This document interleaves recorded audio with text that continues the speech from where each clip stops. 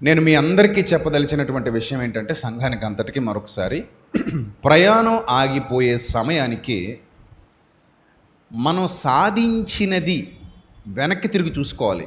మనం సాధించిన దాని కొరకు వెనక్కి తిరిగి చూసుకుంటే ఆ వెనక్కి తిరిగి చూసుకున్నప్పుడు మన కొరకు, మన సంతోషం కొరకు, మన సుఖం కొరకు మనం ఏం చేసుకున్నాం అనే దానికంటే కూడా ప్రభు కొరకు, ప్రభు పరిచర్య కొరకు నన్ను ఈ లోకానికి పంపించి, ఆదరించి, ప్రేమించి, క్షమించి, రక్షించి, నిలబెట్టినందుకు, పోషించినందుకు నా ప్రభు కొరకు నేను ఏం చేశాను అనే దాని మీద మనకి ఎక్కువ మార్కులు పడాలి.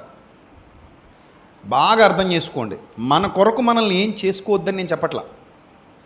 మన కొరకు మనం శ్రమించిన దానికంటే కూడా ఎక్కువ మార్కులు దేనికోసం పడాలి వెనక్కి తిరిగి చూసుకుంటే? నా ప్రభు కొరకు, ఆయన పరిచర్య కొరకు కృతజ్ఞత కలిగి నేను ఏం చేశాను అనే దానికి ఎక్కువ మార్కులు పడాలి. వాళ్ళే మేఘమండలం పైన దేవుని ఎదుర్కొనబోయేటువంటి పరిశుద్ధుల సమూహంలో ఉండబోతున్నారు. ఇంకో మాట మీకు చెప్తాను. ఇంత గొప్ప సాక్షి సమూహము మేఘము వలె మనల్ని ఆవరించి ఉన్నందున అన్నాడు పౌలు భక్తుడు.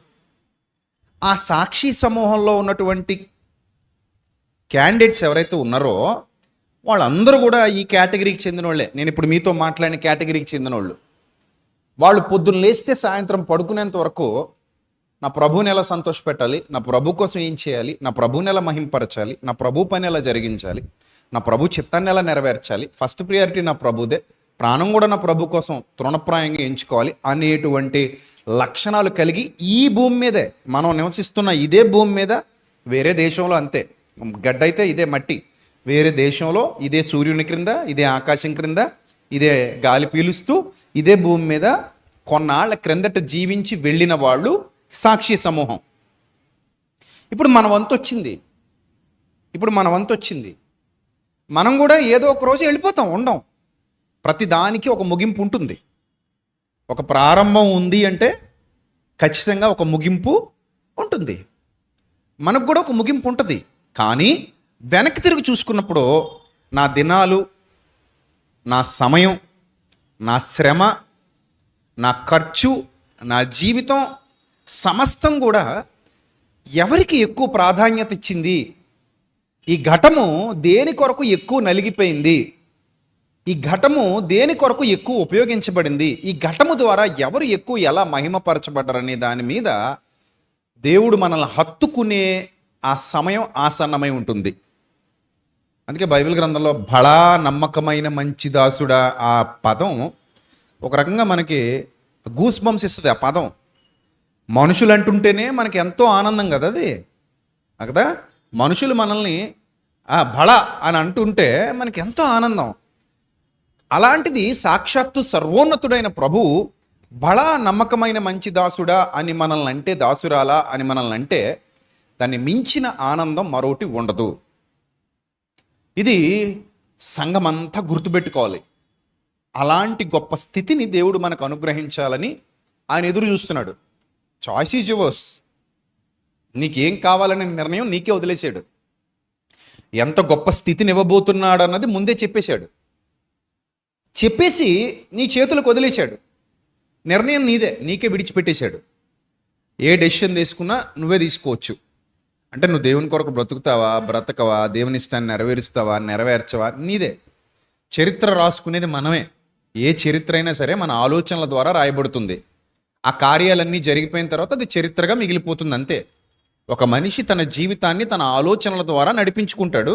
అతడు ఈ లోకాన్ని విడిచిపెట్టిన తర్వాత అది చరిత్ర అవుతుంది. అది మంచి చరిత్ర కావచ్చు, చెడ్డ చరిత్ర కావచ్చు. అతని ఆలోచనల మేరకే, అతని నడవడిక మేరకే ఆ చరిత్ర లిఖితమైంది. పౌలు భక్తుడు యేసుక్రీస్తు ప్రభు దర్శనం అనంతరం, యేసుక్రీస్తు ప్రభు వారి దర్శనం పూర్తయిన తర్వాత, కళ్ళు పోగొట్టుకున్న తర్వాత తన నిర్ణయాల్ని మార్చుకున్నాడు. నేను ఇంతవరకు ఏ చరిత్ర అయితే రాసుకున్నానో నా ఆలోచనల ద్వారా, నా క్రియల ద్వారా, ఆ చరిత్రను ఇక మీదట కొత్త పుంతలు తొక్కించాలి అనుకున్నాడు. గనుక చరిత్ర మారింది. లేదంటే అతని చరిత్ర ఒక ఉగ్రవాదిగా, ఒక మతోన్మాదిగా కాలగర్భంలో మిగిలిపోయేది. దాన్ని కూడా పెద్ద ఎక్కువ మాట్లాడుకునే అవకాశం ఉండేది కాదు. ఇన్ని సంవత్సరాలు అతని చరిత్ర మాట్లాడుకోరు ఎవరు కూడా. అతను ఒక ఉగ్రవాది అయితే, ఒక మతోన్మాది అయితే, ఇన్ని సంవత్సరాల పాటు సెయింట్ పాల్ చర్చ్ అని చెప్పి ఆయన పేర్ల మీద చర్చిలు కట్టేంతటి స్థాయి రాదు. కానీ ఎప్పుడైతే తన చరిత్ర తానే మార్చుకోవాలనుకున్నాడో, నిర్ణయాలు తీసుకోవడం మార్చుకున్నాడు. ఎప్పుడైతే ఆయన నిర్ణయాలు మారాయో క్రియలు మారాయి. క్రియలు మారితే ఒక అద్భుతమైన చరిత్ర క్రియేట్ అయింది. అది పౌలు భక్తుడి చరిత్ర. ఇప్పుడు పౌలు గారి ప్రయాణాలు కానివ్వండి, పౌలు గారు కట్టిన సంఘాలను గూర్చి కానివ్వండి, పౌలు గారు చేసిన పరిచర్యను గూర్చి కానివ్వండి, ఈ తరంలో కూడా మనం మాట్లాడుకుంటున్నామంటే దానికి కారణం ఆయన తీసుకున్న ఒక సాహసోపేతమైన నిర్ణయం. అర్థమైందా? ఒక నిర్ణయం భవిష్యత్తు మొత్తాన్ని తన చేతుల్లోకి తెచ్చేసుకుంటుంది. ఒక్క నిర్ణయమే భవిష్యత్తు మొత్తాన్ని తన చేతుల్లోకి తెచ్చేసుకుంటుంది. ఆ నిర్ణయం ప్రభావం అంత శక్తివంతంగా ఉంటుంది. ఏదైనా సరే ఒక నిర్ణయం మనం చేసుకున్నాము అంటే అది చాలా శక్తివంతమైన నిర్ణయం అయిపోతుంది. ఫ్యూచర్లో అది విత్తనం లాంటిది, మహావృక్షం అయిపోతుంది. ఆ మహావృక్షం అయ్యాక ఓహో అనుకుంటాం, కానీ విత్తనంగా ఉన్నప్పుడు భయపడతాం మనం. చాలామంది చేసేది ఇదే.